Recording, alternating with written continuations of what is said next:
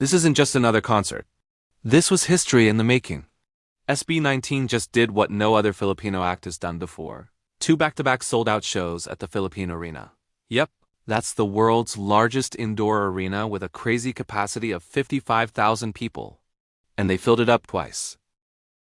Without wasting any time, let's break down everything that happened at Simula At Wakas, from the jaw-dropping production to the wild fan energy and everything in between.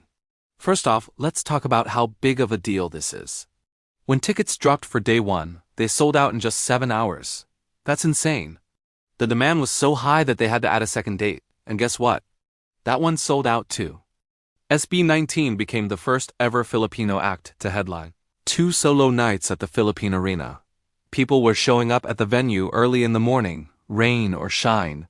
Fans even chartered buses just to get there. And it didn't stop there. A literal airplane flew over the arena with a message that read, "The world is yours, SB19. Like, who does that? That's superstar status right there. Alright, now let's talk about the actual show, because this wasn't just some regular concert.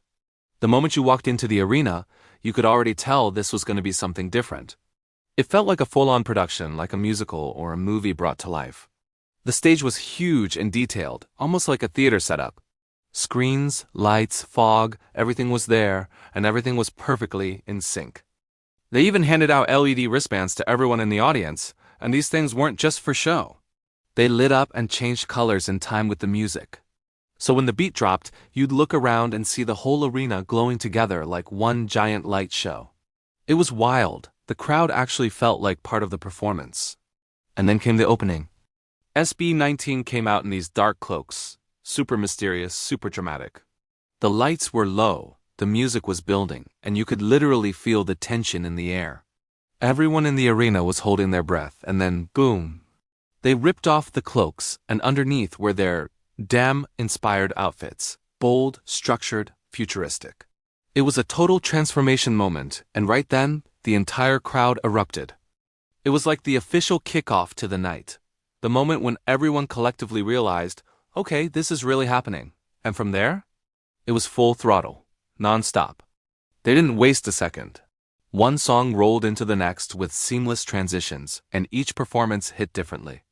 The vocals were flawless, like they weren't just singing well, they were feeling it. And the dancing? So sharp, so clean, but never robotic. You could tell they weren't just hitting marks. They were pouring their souls into every movement. What really stood out, though, was how the entire setlist felt like a story unfolding. It wasn't just a random mix of hits. They took us on a journey. You'd start with high energy, powerful tracks that had the whole place jumping. Then suddenly, they'd slow it down with something soft and vulnerable that made you stop and feel, like really feel, what they were saying. And just when you thought you caught your breath, boom, they'd hit you again with a banger that got everyone back on their feet. It was like being on an emotional roller coaster, in the best possible way. And while all that was happening on stage, something just as powerful was happening offstage, in the crowd. Because when you've got performers giving it their all, the fans respond. And that's exactly what the A-Tin did next. And just when you think, okay, that's peak energy, the crowd takes it even higher.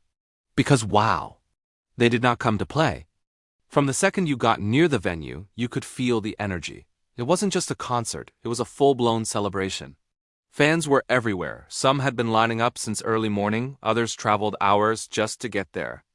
And get this, some groups even organized motorcycle convoys to ride to the arena together. It felt like a pilgrimage, like they had to be there to witness something big. There were also fan projects happening all around. People were handing out banners, stickers, snacks, all themed around SB19.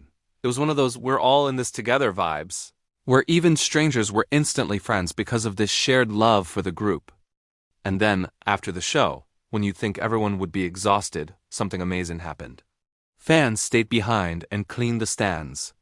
Like, actually picked up trash and left the place spotless. Who does that at a sold-out arena show? That just shows how much respect A-Tin have, not just for SB19, but for the whole experience. But probably the most powerful moment? Inside the arena, when the lights went down and the show was in full swing, the entire crowd lit up in red, white, and blue. The wristbands changed color to form the Philippine flag across the audience. It was breathtaking. You could just feel the pride not just in SB19 but in being Filipino. It was one of those moments that gives you chills and makes you think, this is bigger than music. And honestly, that's the heart of it. SB19 has always been about more than just the songs or the performances. It's about representation. It's about inspiring a whole generation. So what now? Well, SB19 is clearly not slowing down anytime soon. If anything, they're just getting started. Right after the concert, they announced that new music collabs are dropping this June, and from the way things are going, these aren't just random side projects. These feel like part of a bigger plan, something that's pushing them even further out onto the global stage. And then there's the EP Simula At Wakas. The title alone says a lot. The beginning and the end. It feels like they're closing one chapter of their journey and stepping into a whole new era, and people are feeling it. The track Damn didn't just get a good response, it shot up the Billboard Philippines charts, and it's still climbing. In fact, every single track from that EP made it onto the Billboard PH Hot 100. That's not just hype, that's real numbers backing it up. What they're doing right now is bigger than just K-pop inspired music or P-pop as a genre. They're showing the world that a Filipino group can stand toe-to-toe with global acts. Not as a copy, not as a niche, but as something original, powerful, and worth watching. And if this concert is anything to go by, SB19 isn't just aiming for success, they're aiming for legacy. So yeah, if you're not watching them yet, now's the time to start. From the production to the passion of the fans, Simula At Wakas wasn't just a concert, it was a movement. Seriously, it was a statement that Filipino artists don't have to play small. They can go big, dream bigger, and deliver something world-class right here at home. The level of detail, the energy, the storytelling, everything about that night screamed evolution. You could feel it in the crowd. People weren't just watching a show. They were part of something historic. And honestly, the fans played a huge role in that too. The love, the unity, the pride in being Filipino, it all added up to a night that was bigger than music. It was culture. It was community. And SB19? They stood at the center of it all, showing exactly why they're leading the charge. If you were lucky enough to be there, you know what I mean? You felt it. The goosebumps, the emotions, the I can't believe I'm witnessing this moments. And if you missed it, don't stress. Because this isn't the end of anything. This is just the beginning. SB19 is just getting started. They're not just raising the bar, they're out here rewriting the rules. Whether you've been riding with them since day one or you're just discovering the magic now, one thing's clear, this journey, it's only going up from here. So if you want to keep up with everything SB19, the music, the moves, the moments, go ahead and hit that subscribe button. Like the video, drop your thoughts in the comments, and join the ride. Because trust me, you won't want to miss what's coming next.